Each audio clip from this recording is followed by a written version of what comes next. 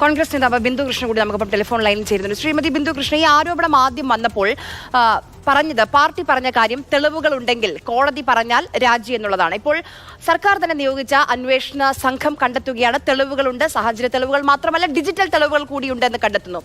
ഇനി എന്ത് ഒഴിവ് കഴിവ് പറഞ്ഞ് ആ MLA സ്ഥാനത്ത് കടിച്ചു തൂങ്ങും? CPM പറയാൻ പറ്റുന്ന ഒഴിവ് കഴിവ് എന്ന് പറയുന്നത് സ്ത്രീ പീഡന ആരോപണ വിധേയരാകുന്നവർ CPM ആണെങ്കിൽ അവർക്കെതിരെ നടപടിയോ നിലപാടോ ഇല്ല. CPM അല്ലാത്തവരാണെങ്കിൽ അവിടെ സ്ത്രീപക്ഷ ആശയങ്ങൾ ഉയർത്തിപ്പിടിക്കും. ഇതാണ് കേരളത്തിലെ CPM നയം. അവിടെ ഇരകളോടൊപ്പമല്ല. CPM-കാര് പ്രതിയായാൽ ഇരകളോടൊപ്പമല്ല കേരളത്തിലെ CPM, വേട്ടക്കാരോടൊപ്പമാണ്. CPM-കാരല്ലാത്ത പ്രതികളാണെങ്കിൽ അവർ ഇരയുടെ പക്ഷത്ത് അടിയുറച്ച് നിലയുറപ്പിക്കും എന്ന പ്രതീതി ഉണ്ടാക്കും.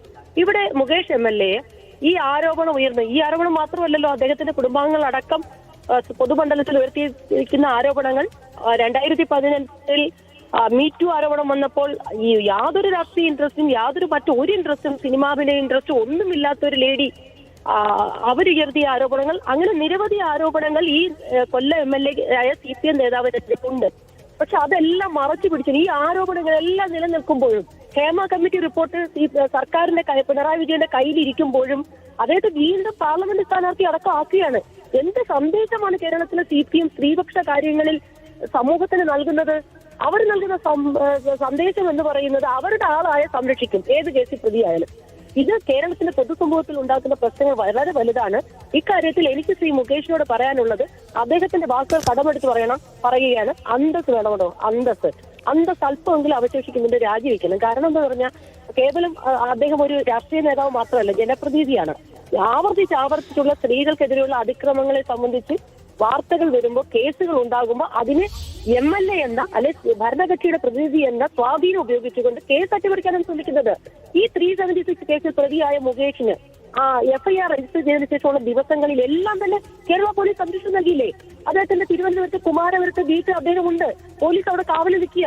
അതോടൊപ്പം കേരളത്തിലെ മുഴുവൻ മാധ്യമങ്ങളിലൂടെ ഞങ്ങൾ എല്ലാവരും കണ്ടതാണ്. അദ്ദേഹം തിരുവനന്തപുരത്ത് നിന്ന് കൊച്ചിയിലേക്ക് വക്കീലിനെ കാണാൻ പോകുന്നു. FIR 376 കേസിൽ പ്രതിയാണ്. പക്ഷെ ഈ കേരളത്തിൽ ഏതെങ്കിലും ഒരാൾക്ക് ഇത് കിട്ടുമോ? 376 കേസിൽ പ്രതിയാകുമ്പോൾ പോലീസ് കാവലില് എല്ലായിടത്തും സ്വൈര സഞ്ചാരം നടന്ന ഇത്തരം വലിയ നോൺ അവൈലബിൾ കേസുകളെ അറസ്റ്റ് എന്നുള്ളതാണ് പ്രാഥമിക നടപടി. മുകേഷിനെ അറസ്റ്റ് ചെയ്തില്ല. അതിനുശേഷം മുൻകൂർ ജാമ്യത്തിനുള്ള സാഹചര്യം ഒരുക്കി കൊടുത്തു പോലീസും പ്രോസിക്യൂഷനും കൂടെ ഒത്തു കളിച്ചില്ലായിരുന്നു, മുൻകൂർ ജാമ്യം കിട്ടത്തില്ല. അവിടെ ഈ ഇപ്പോൾ ഉണ്ടെന്ന് പറയുന്ന തെളിവുകൾ എന്തുകൊണ്ട് അന്ന് കണ്ടെത്തിയില്ല?